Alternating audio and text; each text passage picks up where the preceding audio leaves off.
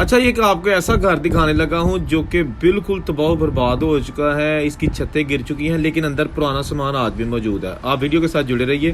ये इसकी खिड़कियां हैं, बहुत ही आलीशान, गांव के बिल्कुल दरमियान में ये घर वाक़या है। ये मैं अंदर आ गया।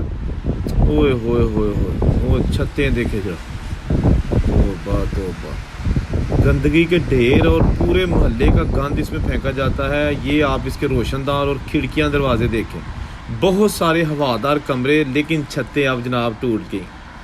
बुजुर्गों की निशानी ख़त्म होने लगी जनाब। यही वो घर एक हिंदू फैमिली का था, बहुत अमीर हिंदू फैमिली। ये गांव ज़िला नारोवाल के पास एक गांव है जसड़, वहाँ पर मौजूद है। लेकिन अब ये गांव बिल्कुल बर्बाद हो चुका है। जिस फैमिली को 1947 के बाद ये अलॉट हुआ था, वो भी यहाँ से जा चुकी है। ये पेटियाँ, ये दरवाजे, ये खिड़कियाँ और ये रोशनदान, कितने गए लोग।